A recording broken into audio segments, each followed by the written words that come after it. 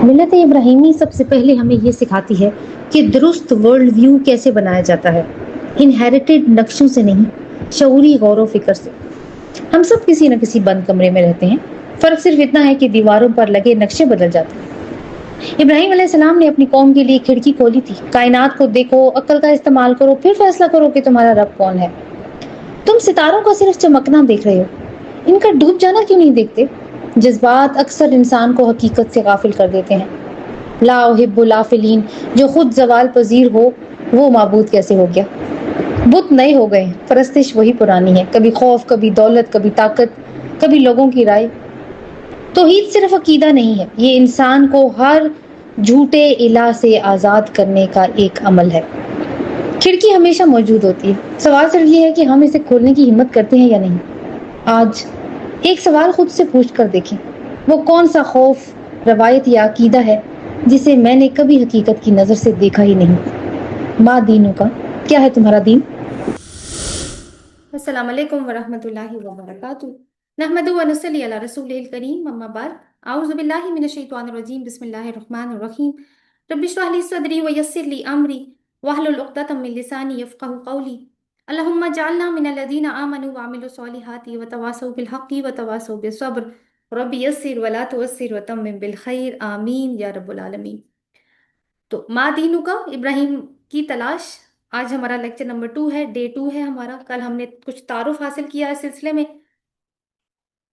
آپ کو کچھ امیجن کرنا ہوگا، جو تصویر آپ کو آپ کی اسکرین پہ نظر آ رہی ہے وہ کچھ آپ کی امیجنیشن میں آپ کو مدد دے گی۔ ذرا تصور کریں کہ آپ کو ایک بند کمرے میں رکھا گیا ہے، چاروں طرف دیواریں ہیں اور دیواروں پر کچھ نقشے لگے ہیں اور کچھ قوانین لکھے ہوئے ہیں۔ اس کمرے میں ایک کھڑکی ہے اور باہر نکلنے کا صرف ایک دروازہ۔ آپ سے کہا جاتا ہے یہ تمہارے خاندان کا ورثہ ہے، آپ کو اپنی پوری زندگی اسی بند کمرے میں گزارنی ہے اور انہی قوانین کے مطابق جو لکھے ہوئے ہیں۔ باہر نکلنے کا راستہ تو ہے، مگر ایک شرط ہے، آپ کو پہلے ان نقشوں کو جو دیوار پر آویزاں ہیں غلط ثابت کرنا ہوگا، وہ جو آپ کو بچپن سے سکھائے گئے ہیں۔ اب آپ کے سامنے دو راستے ہیں۔ پہلا، کیا آپ ان نقشوں پر صرف اس لیے یقین کر لیں گے کہ یہ آپ کے اپنوں نے دیے ہیں؟ اور دوسرا، آپ کھڑکی سے اندر آتی ہوئی روشنی کو دیکھیں گے اور اس روشنی میں اپنا الگ راستہ بنائیں گے۔ یہ فیصلہ آپ کو کرنا ہے، یہ فیصلہ مجھے کرنا ہے۔ اور یہ کوئی رینڈم کہانی نہیں ہے، یہ میری کہانی ہے، یہ آپ کی کہانی ہے۔ وہ بند کمرہ ہمارا عقیدہ ہے، ہمارا ورلڈ ویو ہے۔ وہ نقشے، وہ تمام باتیں اور خاندانی رسوم و رواج ہیں جو ہمیں بچپن سے سکھائے گئے ہیں، سنائے گئے ہیں، بغیر سوچے، بغیر پرکھے۔ ورلڈ ویو، یہ ورلڈ ویو کیا ہوتا ہے؟ یہ وہ اینک ہے جو ہماری آنکھوں پر لگائی جاتی ہے، اسی کے ذریعے ہم ساری دنیا کو دیکھتے ہیں، زندگی کی ترجیحات طے کرتے ہیں، دوستوں اور رشتہ داروں کو پرکھتے ہیں۔ اور وہ اینک کیا ہے؟ فی الحال تو وہ اینک خاندانی رسوم و رواج، معاشرے کا چلن، کامیاب ہونے کی ایک دوڑ ہے۔ ایک چھوٹی سی ڈیمونسٹریشن دیکھتے ہیں، میں آپ کی اسکرین پہ لگاتی ہوں۔ اس بچے نے پیلے رنگ کی اینک لگا رکھی ہے اور سمجھ رہا ہے کہ دنیا پیلے رنگ کی ہے، اور کیا معلوم کہ یہ اینک کس کے پیدا ہوتے ہی اس کو لگا دی گئی ہو۔ اب دیکھیے اینک کا رنگ بدل گیا ہے، اب نیلے رنگ کی اینک ہو گئی ہے، اور یہ سمجھ رہا ہے کہ ساری دنیا نیلے رنگ کی ہے۔ آگے جا کے اینک کا رنگ بدلا اور وہ لال رنگ کی اینک ہے، اور اب دنیا کا رنگ بھی بدل گیا، اب ساری دنیا اس کے لیے لال ہو چکی ہے۔ اب آخر میں وہ رنگ برنگی اینکیں اتار کر دیکھتا ہے تو حیران ہے کہ دنیا کی حقیقت تو بالکل مختلف ہے، اور اب وہ صحیح اینک لگاتا ہے جہاں سے اس کو دنیا کی حقیقت نظر آتی ہے۔ تو یہ چھوٹی سی ڈیمونسٹریشن تھی ورلڈ ویو کا کانسیپٹ سمجھانے کے لیے۔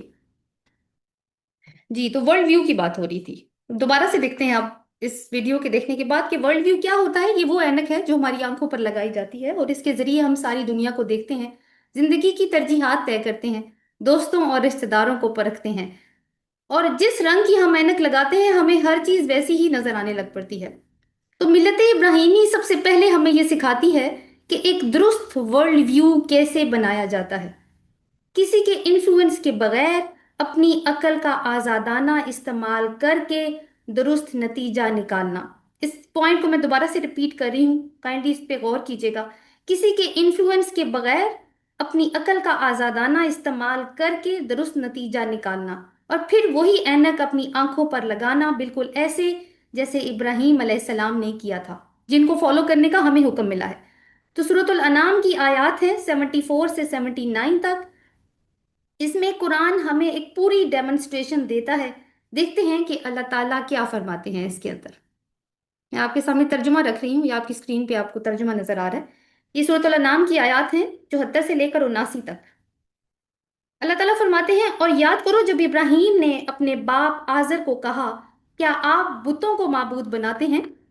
بے شک میں آپ کو اور آپ کی قوم کو ایک واضح گمراہی میں دیکھ رہا ہوں۔ اور اسی طرح ہم ابراہیم کو آسمانوں اور زمینوں کے عجائبات دکھاتے، اور تاکہ وہ یقین کرنے والوں میں سے ہو جائے۔ پھر جب رات ہوئی تو اس نے ایک تارا دیکھا، کہا یہ میرا رب ہے۔ مگر جب وہ غائب ہو گیا تو کہا میں غائب ہونے والوں کو پسند نہیں کرتا۔ لا احب العافلین، یہ سینٹینس بھی آپ نے یاد رکھنا ہے، لا احب العافلین، میں غائب ہونے والوں کو پسند نہیں کرتا۔ پھر اس نے چاند دیکھا چمکتا ہوا، کہا یہ میرا رب ہے۔ پھر جب وہ بھی ڈوب گیا تو کہا اگر میرے رب نے میری رہنمائی نہ کی ہوتی تو میں تو گمراہ لوگوں میں شامل ہو جاتا۔ پھر جب اس نے جگمگاتا ہوا سورج دیکھا، اس نے کہا یہ ہے میرا رب، یہ بہت بڑا ہے۔ پھر جب وہ بھی ڈوب گیا تو اس نے کہا اے میری قوم، میں بیزار ہوں ان سے جن کو تم شریک ٹھہراتے ہو۔ اور جو اگلی آیت ہے وہ یہ ہے کہ انی وجہت وجہی للذی فطر السماوات والارض، میں نے تو اپنا رخ اس ہستی کی طرف کر لیا ہے جس نے آسمانوں اور زمینوں کو بنایا ہے یکسو ہو کر، وما انا من المشرکین، اور میں مشرکوں میں سے نہیں ہوں۔ تو آپ دیکھیے کہ اگر آپ نے تھوڑا سا غور کیا ہو کہ یہ ایک پورا سفر ہے، کائنات کے مشاہدے سے لے کر اپنی عقل کو استعمال کر کے درست نتیجہ برآمد کرنا، اور درست نتیجہ جو برآمد ہوا حضرت ابراہیم علیہ السلام نے اس کو کیسے ڈیمونسٹریٹ کیا؟ انی وجہت وجہی للذی فطر السماوات والارض، میں نے تو اپنا رخ اس ہستی کی طرف کر لیا ہے جس نے آسمانوں اور زمین کو بنایا ہے یکسو ہو کر۔ یعنی آخر میں انہوں نے اپنا ورلڈ ویو توحید پر سیٹ کر کے دیا ہے، اور یہ ابراہیم علیہ السلام نے ڈیمونسٹریٹ کیا ہے قوم کے لیے، ہمارے لیے۔ یہ ان کا اپنا کوئی پرسنل ایکسپیرینس نہیں ہے، کیونکہ ایک رسول اللہ کی طرف سے پیدائشی موحد ہوتا ہے، اور یہ کلیریفیکیشن ضروری تھی کچھ وجوہات کی بنا پر۔ اب ہم ان آیات کا انالیسس کرتے ہیں۔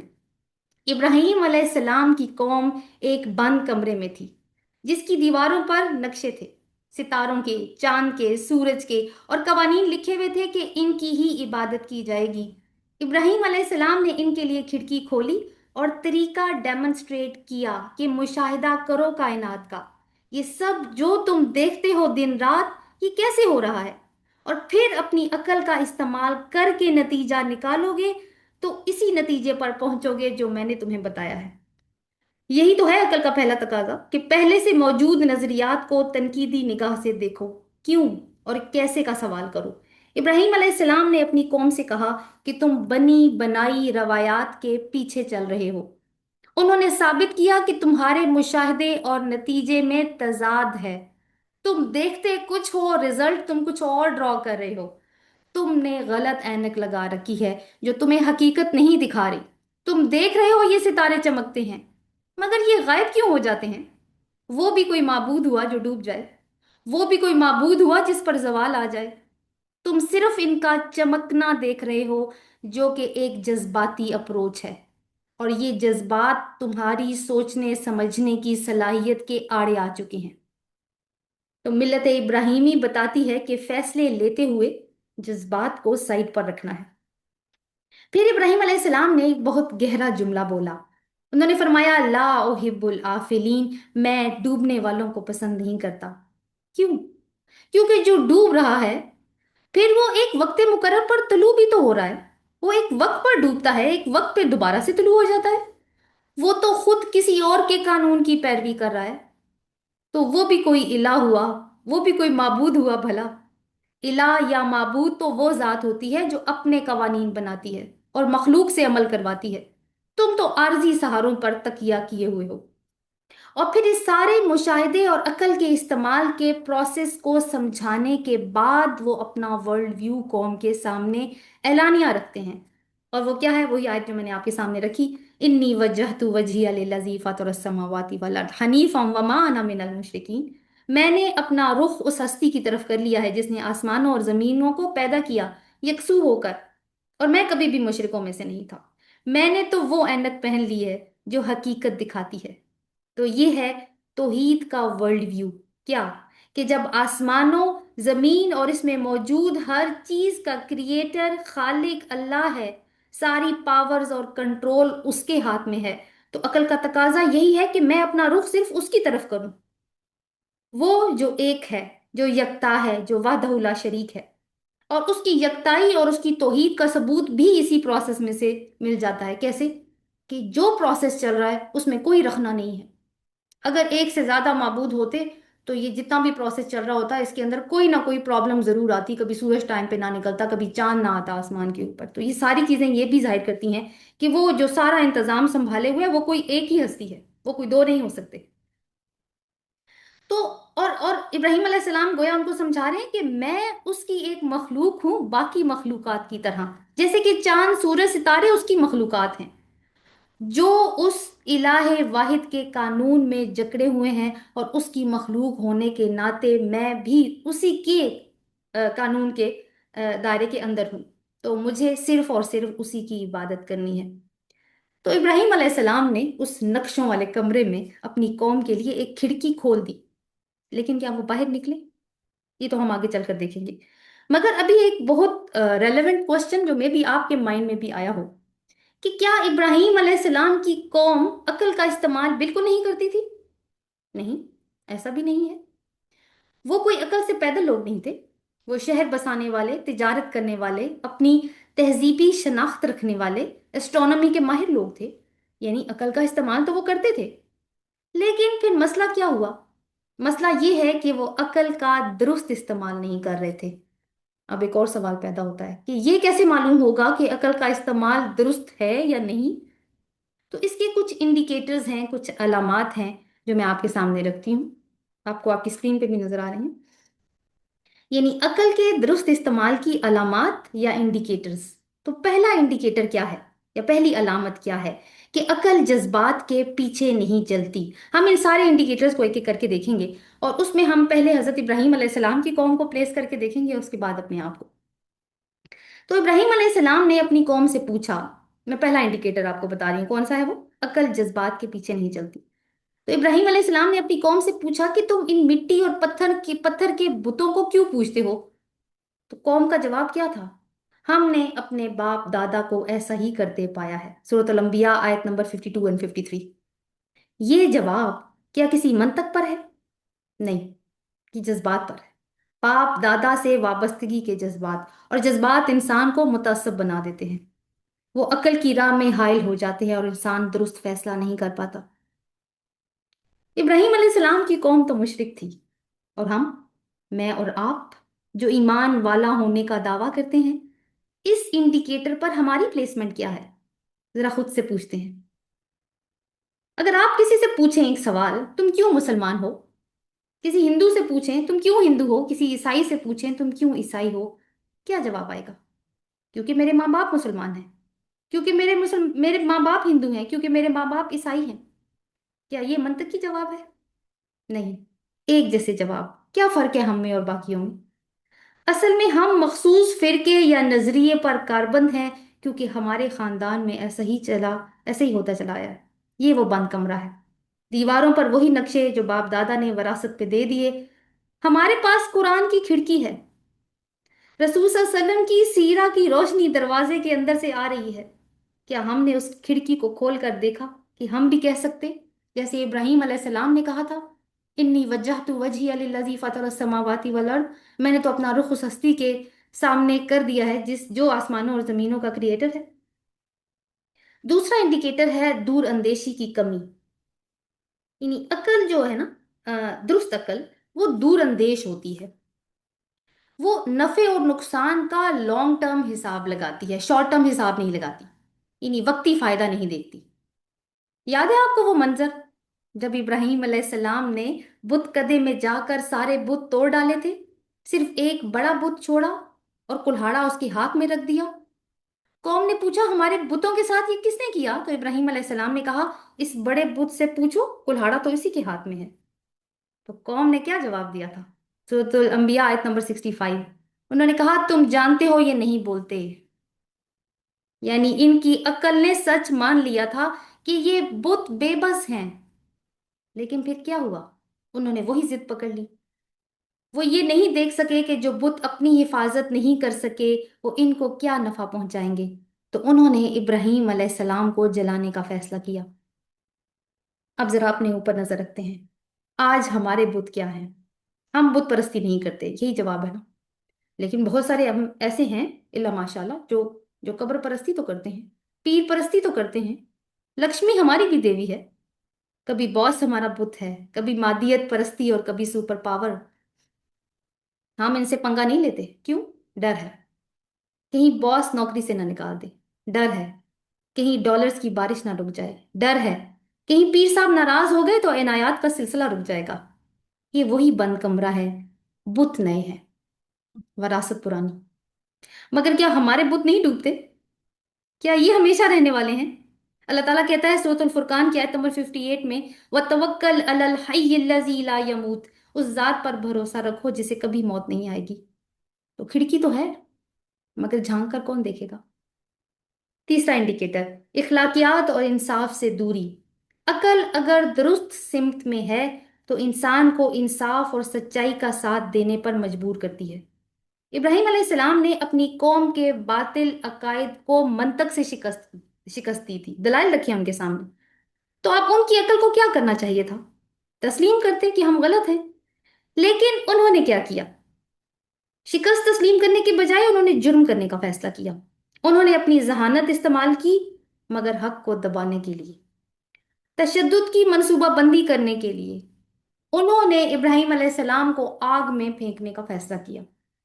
आज अपने मुआशरे में देखें, कोई मुफक्किर या कुरान का तालिब इल्म सदियों पुरानी किसी रवायत पर सवाल उठाए, और वो भी कुरान और सुन्नत की रोशनी में अक्ली और मंतकी सवाल पूछे। जैसे फॉर इंस्टेंस वो कहे कि अल्लाह और बंदे के दरमियान कोई पर्दा नहीं है, सिर्फ इसी को पुकारो, सिर्फ इसी पर भरोसा रखो। आखिर नमाज में भी तो तुम यही दावा करते हो ना, इय्याका नअबुदु व इय्याका नस्तईन।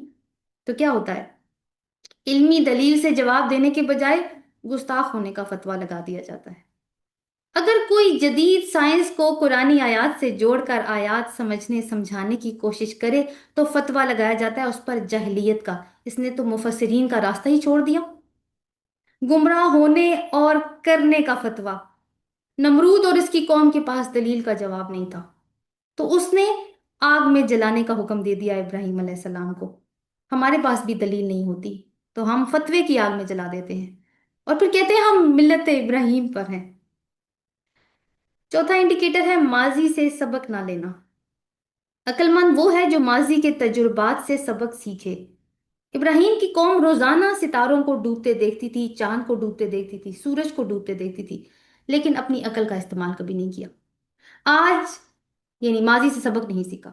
आज मुसलमान फिरकों में तकसीम होने की वजह से तफरके का शिकार है, और हमेशा इसका नुकसान हुआ है, कभी फायदा नहीं हुआ इस चीज का, मगर फिर भी सबक नहीं हासिल करते।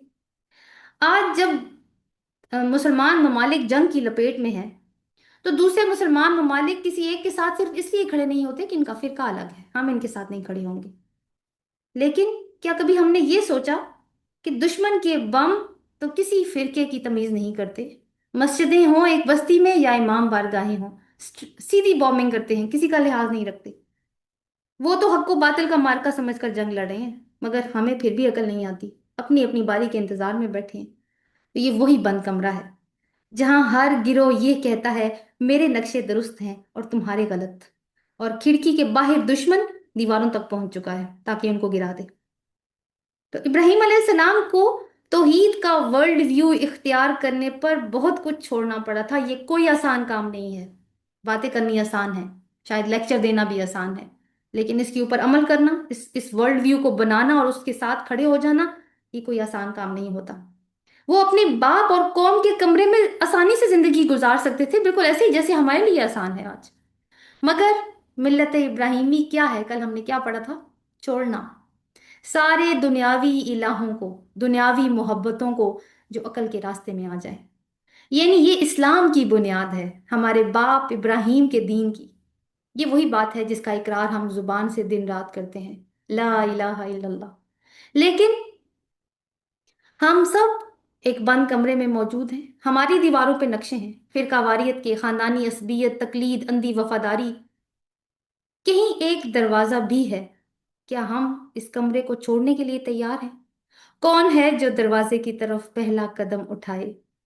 वो वही होगा ना जिसका वर्ल्ड व्यू, जिसका अकीदा तौहीद पर पक्का होगा, जो ऐलान करके कह सकेगा कि इन्नी वजहतु वजहिया लिल्लज़ी फ़तरस समावाति वल अर्द हनीफा व मा अना मिनल मुशरिकीन, कि मैंने तो अपना रुख उस हस्ती की तरफ कर लिया है जो आसमानों और जमीन का बनाने वाला है यकसू होकर, और मैं कभी भी मुशरिकों में से नहीं हूं।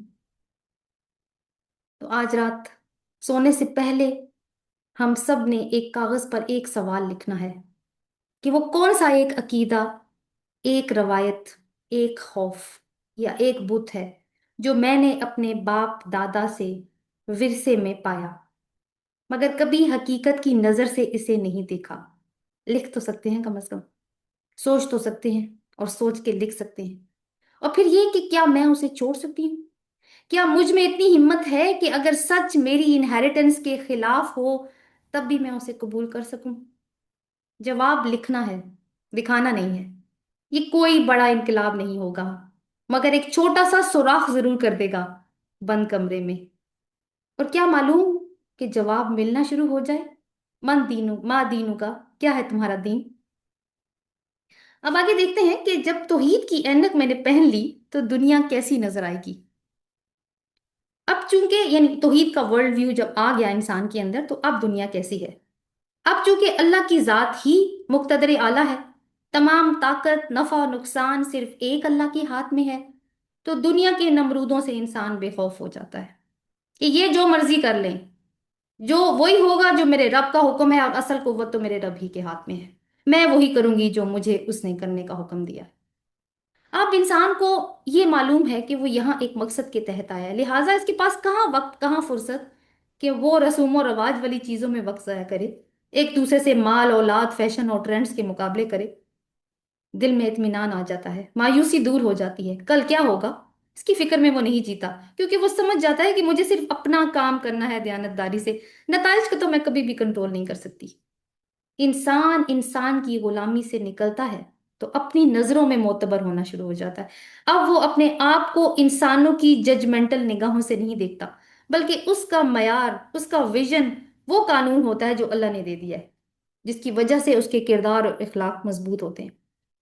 और जब सबका वर्ल्ड व्यू एक हो जाए इज्तमाही लेवल पर, तो रंग नस्ल जुबान और तबकाती तकसीम खत्म हो जाती है। तौहीद पर मबनी वर्ल्ड व्यू इंसान को अदलो इंसाफ पर रखता है, वही अदलो इंसाफ जिसका उम्मत मुस्लिमा को हुक्म दिया गया था। जुल्म करने और सहने से रोकता है। तो फिर आखिर में वही सवाल है, तो फिर क्या है अब तुम्हारा दीन, माँ दीनों का? इसी सवाल पर इख्तिताम करते हैं। देखते हैं कि कल कौन सी ऐसी रवायत है जिसके ऊपर हम बात करेंगे, और जिसको हम मिल्लत इब्राहिमी के तनाजुर में देखेंगे कि क्या वो रवायत भी टूट सकती है या नहीं टूट सकती। सुबहानक अल्लाहु व बिहम्दिका नशहदु ला इलाहा इल्ला अंता नस्तगफिरुका व नतूबु इलैक। आमीन। अस्सलामु अलैकुम व रहमतुल्लाहि व बरकातुहू।